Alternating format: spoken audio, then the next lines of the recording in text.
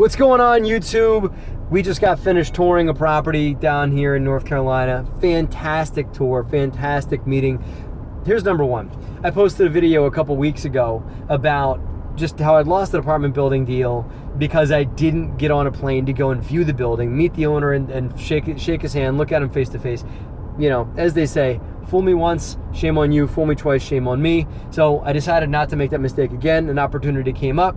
I hopped myself on a plane and we came down here and, you know, I think probably closed the deal. So I want to share a couple of lessons. Yep, boots on the ground. So I want to share a couple of lessons that came up that we brought into this deal on just things that you got to do when you go out and look at an apartment building. And this probably plays for any small to mid-sized multifamily property, right? So number one, don't let the owner dictate which units you see. Now, they're only going to want to show you vacant units. It's rare that they're going to show you occupied stuff unless the tenants are all cooperative, and half the time the owner hasn't even told the tenants that they're selling, that whole thing. What we did was we asked them to print out a rent roll, and we picked which apartments that we wanted to see. Now, of course, I picked the ones that were just recently vacated. I wanted to see one the tenants had trashed. The worst of the worst. Worst of the worst, right? Right. Show me something where they kicked a hole in the wall and, you know, like ripped some things out, where they took the fridge with them. Show me that. You know, you had to evict them and the whole thing, right? I want to see that apartment. I want to see how bad it can get.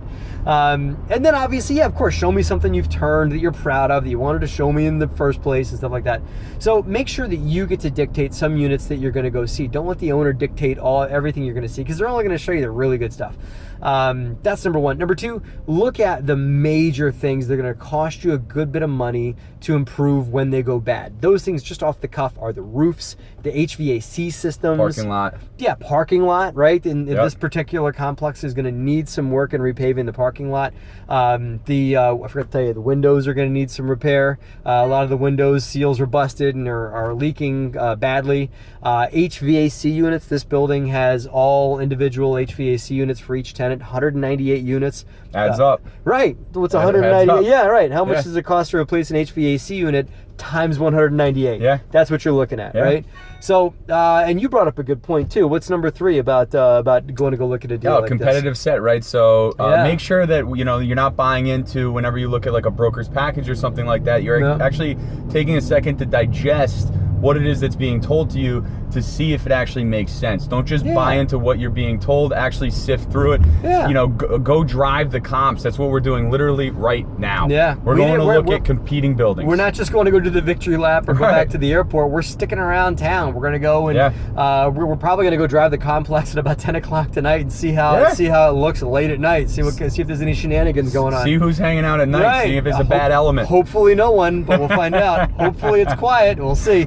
But we're also going and driving another apartment complexes to see what kind of competition's out there, because a lot of times these brokers will paint a rosy colored picture for you and tell you all you got to do is go raise your rents $200. Yeah. That's it. Right? That's easy. That's easy. Yeah. Well, what kind of improvements do I have to make to the apartments to get there, to get to $200? Right. Because their underwriting, they show you, their packet doesn't show any work to get to those new rents. Right. And so it's not. There's capital outlay every time. Anytime you raise rents, you got to invest money. You can get more rents into the complex that we saw, but we've got to calculate what that investment looks like. Right. Is it worth making that investment? Right. If I've got to put up, $20,000 a unit to get $100, I'll tell you what, I might not do that. I don't think. But if it's $3,000 to get $200, that's a good investment. Yeah. You know, it's really about the numbers. So you really got to run the numbers and don't rely on the broker on their numbers. So do your own homework. Cool. What do you think? Do your own homework. Yeah. I think we just bought a deal. I think we're really, really excited about this project. You guys will definitely be hearing more about it. Check out our YouTube page.